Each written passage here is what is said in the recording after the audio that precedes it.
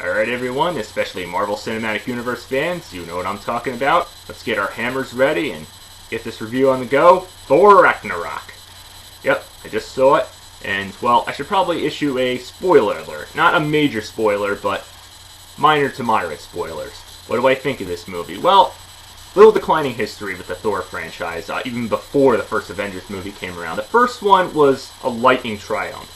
May not have been grade A good, but I think it was definitely a doable start to this franchise, with at least with the Thor character, showing Asgard and everything, and of course shifting between Asgard and Earth.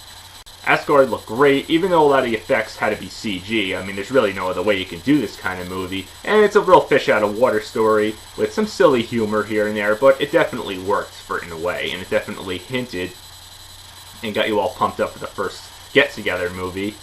Even though you had Captain America First Avenger, which was set to come out the following summer. But it was great.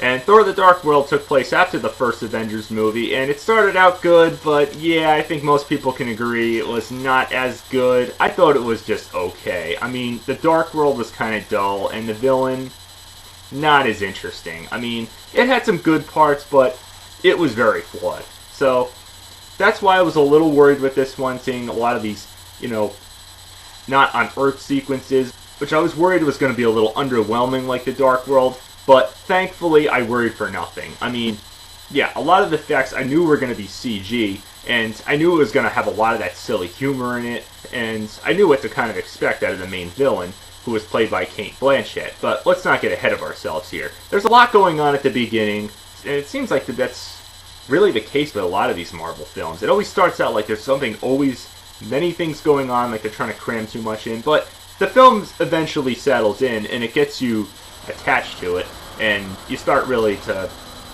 give a shit about what's going on. I mean, unlike the Dark World, where I kind of felt like I didn't really give a crap what was going on most of the time, I mean, it had some good parts. This one actually does a better job at taking place mostly in Asgard and, other places that are not on Earth. Yes, there's an Earth scene, and here's a minor spoiler, and if you haven't seen Doctor Strange, as you might consider it that, yes, his character's in here for like a few minutes when he goes to Earth, trying to look for his father, Odin, and of course he's warned, and this is our main villain, played by Cate Blanchett, the evil, pretty much put away and banished and forgotten about sister, who pretty much is powerful as all hell. I mean, she really wants to rage hell on Asgard and take over and everything. I mean, she's really badass. And that's what I like about this movie. The villain is actually very interesting, and the backstory behind her is pretty self-explanatory for the most part. I mean, she breaks the hell out of his hammer, so yeah, that's the most moderate spoiler I'll give to that. But I won't go too far at that point. And another villain, I should say, or not really the main villain, but yeah, Jeff Goldblum's character, the Grand Master. He's more of like just kind of like, it has kind of a gladiator type of feel to it, and that's pretty much what they do. They put fighters in, and they put Thor and a bunch of other characters, which at first I don't really give a crap about. I mean, they're obviously CG and everything, but later on you start to really care about them and you get attached to them because they do serve a purpose in this film. And as you know, the Hulk is in this. I'm not going to give too much away about how he gets to that part, and this isn't in Asgard. This is obviously in a different part of space, or whatever the hell you call it, because Thor just ends up there and has to escape. But yeah, he fights the Hulk, and yes, if you saw the trailer, it's pretty much not a major spoiler, but I'm not going to give too much away, like I said, of how he got there. But it does reference the past Avengers movie, and yes, even a little tribute if you saw the first Avengers movie, which is probably one of the funniest fight scenes. You know what I'm talking about with Loki. So, I'm not going to give too much away on that. But it is pretty funny, and you have to expect a lot of that silly humor, a lot of silly puns and everything here and there. And there's some secrets that get unlocked throughout the film, and you actually really, like I said, you actually give a damn about what's going on. And yes, of course, this place that he ends up in, which is basically like, I guess kind of like a trash, everything gets trashed and thrown out there. So, it has sort of like that retro Tron-ish type of feel to it, which I wasn't really too crazy about at first, but, it sort of reminded me of that place at the beginning of Guardians of the Galaxy Volume 2, where it tries to give it like that retro look to it with some of that music, And I will say, it was a nice treat to hear the Immigrant Song by Led Zeppelin, which was in the trailer, but you can't always expect a song just because it's in the trailer to actually be in the movie. But that was a good treat. I like that song, and even though it was just for a couple of short periods of the film, it was still cool to hear that.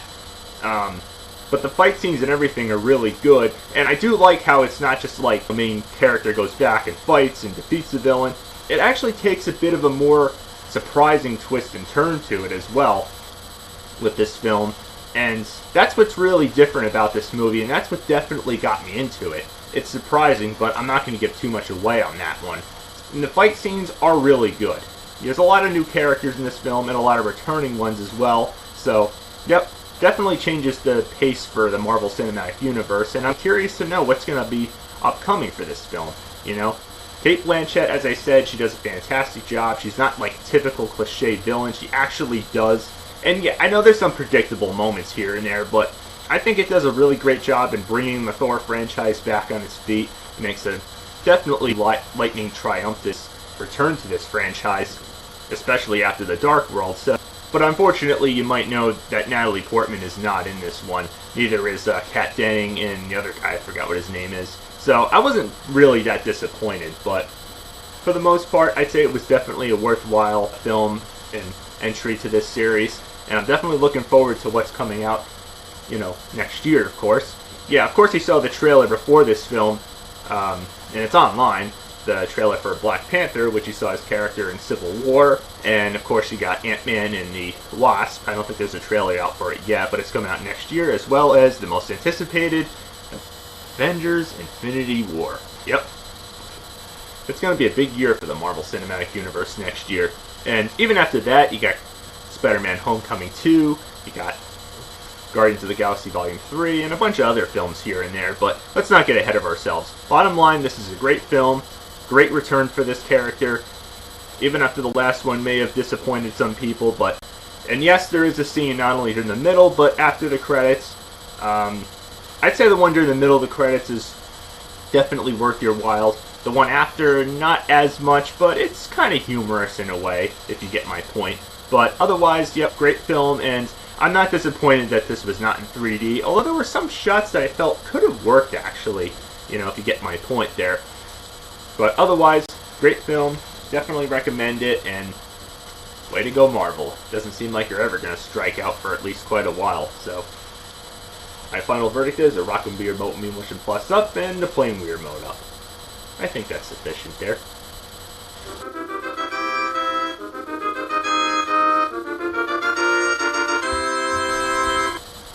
So, until next time, keep watching.